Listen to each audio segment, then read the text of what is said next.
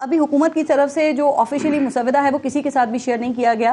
جو خبریں آ رہی ہیں وہ آپ کے بھی علم میں ہیں. آپ کیا سمجھتے ہیں ایسے کہ یہ عدلیہ آزاد ہوگی یا عدلیہ کو مینج کیا جائے گا؟ بہت شکریہ. دیکھیں میں ذرا تھوڑا سا مجھے آپ ٹائم دیں گے. جی پلیز. اب جو کانسٹیٹیوشن ہے بیسیکلی اس کی ڈیفینیشن کیا ہے؟ It is social contact between the people of the Pakistan and the state.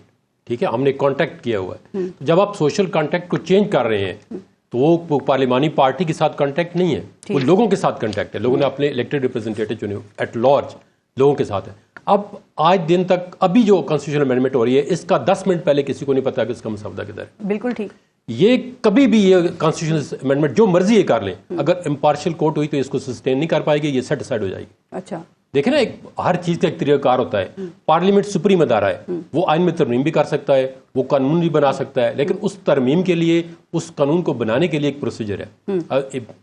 اگر پی ٹی آئی والوں نے ایک گھنٹے میں 10 قانون پاس کر دیے تو کسی نے نہیں روکا کسی دوسری پارٹی کو جا کے چیلنج کر لے. آپ کو طریقہ کار پہ اعتراض ہے جو اختیار کیا جا رہا ہے, یا اس کے متن کے اوپر بھی آپ کو اعتراض ہے؟ دیکھیں متن کا میں بتاتا ہوں. There are 3 fundamental in the constitution. Number 1, کوئی ایسی آئینی ترمیم یا کوئی ایسا قانون جو عدلیہ کی آزادی پہ قدغن لگا دے وہ سسٹین نہیں کر سکتا, چاہے وہ آئینی ترمیم ہو چاہے وہ کوئی قانون ہو. نمبر 2, ایسا قانون جو فنڈامنٹل رائٹ کے اگینسٹ ہو یا ایسی ترمیم وہ سسٹین نہیں کر سکتی.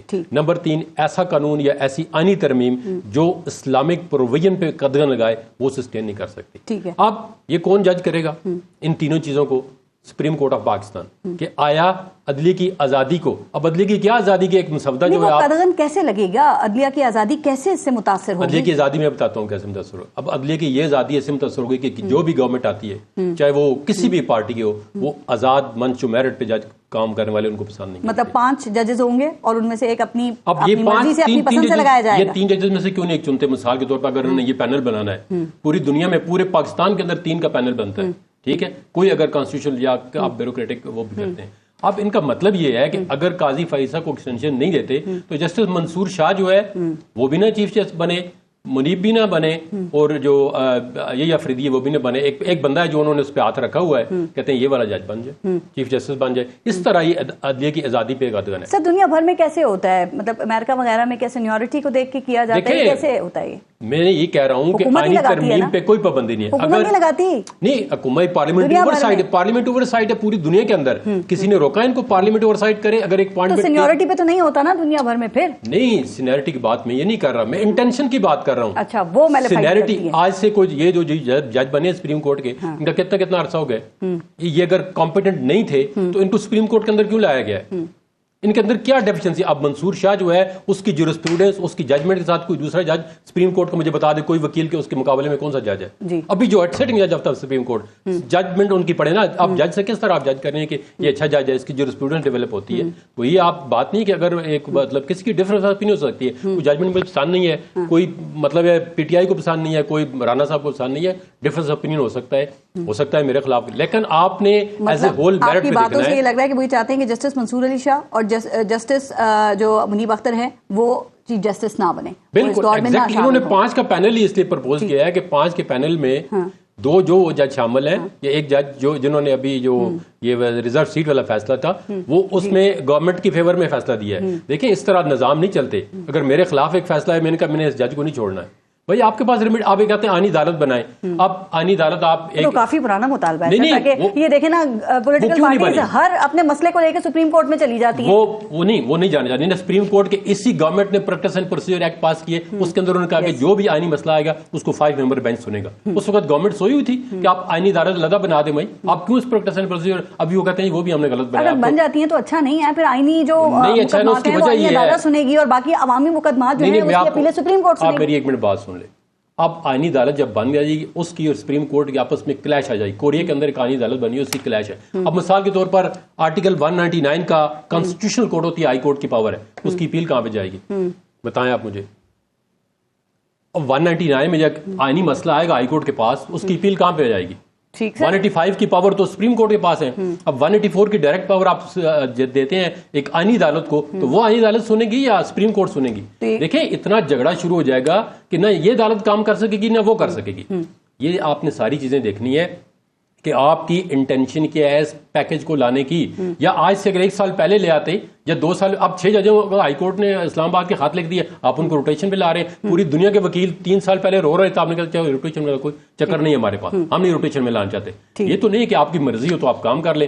سب سے بڑے اسٹیک ہولڈر اس کے عوام ہے. اگر جوڈیشل ریفارم کرنا چاہتے ہیں تو کیا بار کونسل کو آپ نے آن بورڈ لیا ہے؟ مسودہ ہی کسی ٹریجری بینچوں کے پاس مسودہ نہیں ہے.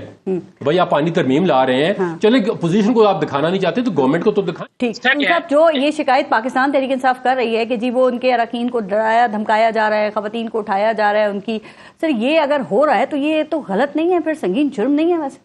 نہیں, لیکن یہ بات اگر کرتے ہیں تو یہ اپنے دور کی جو انہوں نے کام کیے ان کو بھی اکنالج کریں کہ انہوں نے بھی غلط کام کرا ہے. یہاں پہ کوئی ان کے ساتھ بھی ہونا چاہیے. نہیں, میں نہیں کہتا ان کے ساتھ ہونا چاہیے. ایٹ لیسٹ یہ کہہ جی ہم نے غلط کام کیا, اب نہیں ہونا چاہیے. یہ بات کوئی بھی نہیں کہتا. ان سب کی اصولی پوزیشن ہونی چاہیے. اصولی پوزیشن ہونی چاہیے کہ ایک کام دیکھیں نا آج بھی غلط ہے تو وہ کل بھی غلط ہوگا. ایک کام 2018 میں غلط تھا, ابھی اب ریکارڈ پہ لائے نا کہ اس وقت ایجنسیوں والے جو ہے وہ بجٹ نہیں پاس کراتے تھے. میں نہیں کہہ رہا ہوں, عمران خان کی تقریر آپ ٹی وی پہ چلا دیں کہ جی ہم بجٹ کس طرح پاس. یہ بات ابھی میں نے ان سے کی تھی, لیکن ایک بات تو ذرا بتائیں نا کہ یہ جو مسودہ ہے آئینی ترمیم کا, یہ اتنا خفیہ کیوں رکھا گیا ہے, کیا ڈر خوف ہے؟ فرام دا ویری آؤٹ سیٹ میں کہہ چکا ہوں کہ مسودہ یہ آئینی ترمیم ہے, یہ اس میں اسٹیک ہولڈر ہے پاکستان کی عوام. اب یہ سوشل کانٹریکٹ ہے عوام اور اسٹیٹ کے درمیان. آئینی مسودہ جیب میں رکھا ہوا ہے, ابھی یہ ایکسٹینشن نکال دو, یہ ڈال دو, یار یہ کوئی آئینی ترمیم ہے؟ تو وہ ابھی کہہ رہے ہیں نا عامر الیاس خان صاحب کہ ضروری نہیں ہے کہ ہر چیز کو پہلے منظر عام پہ لے کے آئے گا. یہ ضروری ہے کہ جو جوڈیشل ریفارم کر رہے ہیں, جوڈیشل ریفارم میں سب سے بڑے اسٹیک ہولڈر جو عدالتیں اور وکیل ہیں, کیا ہمارے ساتھ ڈسکشن ہوئی ہے آپ ٹریجری بینچوں کے ساتھ؟ یہاں تو پہ گورنمنٹ کے جو لوگ ہیں ان کو نہیں پتا کہ مسودے میں اندر کیا لکھا ہوا ہے. اور یہ فیکٹ ہے, یہ ہر شخص اس بات کو مانتا ہے کہ ابھی 1 گھنٹہ پہلے بھی مسودہ شیئر نہیں کیا جا رہا. کس خوف سے نہیں, مسودے میں لکھا ہوا کیا, کبھی کہتے ہیں یہ ایکسٹینشن دے رہے ہیں 65 سے 68 سال, کبھی کہتے ہیں اس کو چھوڑ دو اس کو لگا دو. یار اس طرح آئینی ترمیم نہیں ہوتی. ایک ملک ہے اس کے ساتھ ڈیموکریٹک اگر کہتے ہیں آپ, ہے تو نہیں ہے ڈیموکریسی میں تو نہیں مانتا ہوں, لیکن چلیں کوئی کہتے ہیں کہ ڈیموکریسی لولی لنگڑی چل رہی ہے تو مان لیتے ہیں کہ چل رہی ہے, لیکن اس کا خدا کے لیے کچھ اشر اشیر رہنے دیں. اس کو جو تباہ کر رہے ہیں آپ نہ کریں. اور یہ ابھی نہیں تباہ ہو رہا ہے, یہ پچھلے کئی سالوں سے ہو رہا ہے.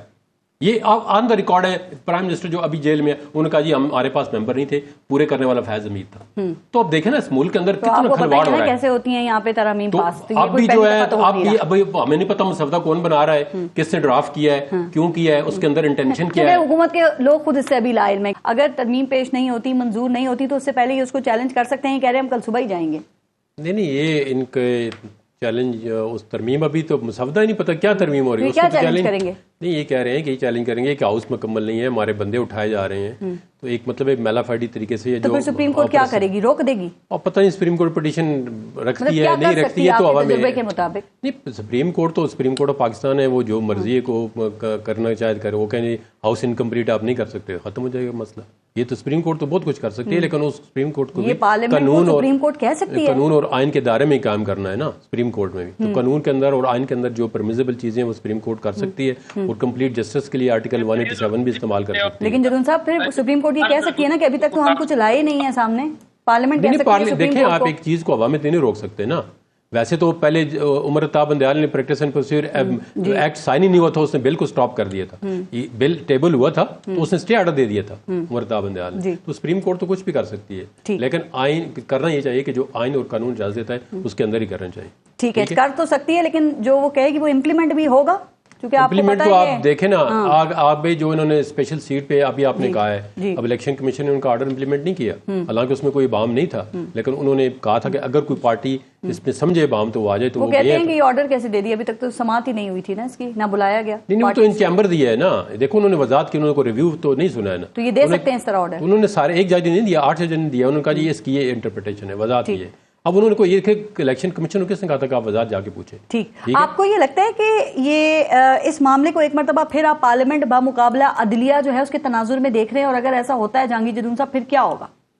دیکھیں یہ تو نظر آ رہا ہے یہی ہوگا, جو کچھ آپ پرسپشن ہے یا یہی ہوگا کہ آئینی ترمیم ہوگی, یہ ڈیفینیٹلی عدالتوں میں چیلنج ہوگی. اس کو بار ایسوسیشن بھی کریں گے, بار کونسل بھی, اور وکلاء بھی اس کو عدالت میں چیلنج کریں گے. پی ٹی آئی کی میرے خیال میں کرے گی, لیکن باقی لوگ جو اسٹیک ہولڈر ہیں وہ بھی کریں گے. یہ وکلاء جو ہیں وہ کھڑے ہو جائیں گے, کھڑے ہوں گے. اگر ان کے دیکھیں نا, اگر آپ جوڈیشری پہ قدغن لگا رہے ہیں, میں نے کہا نا ہم بہت بڑے اسٹیک ہولڈر ہیں. اگر مسودے کا جسٹس کے خلاف بھی کھڑے ہو جائیں گے, قاضی فائزی صاحب کے خلاف. نہیں, قاضی فائزہ کے خلاف تو نہیں کھڑے ہوتے, لیکن قاضی فائزہ اگر وہ آئین اور قانون کے مطابق کام نہیں کرتے تو ان کے خلاف تو نہیں کھڑا, ان کے ایکٹ کے خلاف کھڑا ہونا.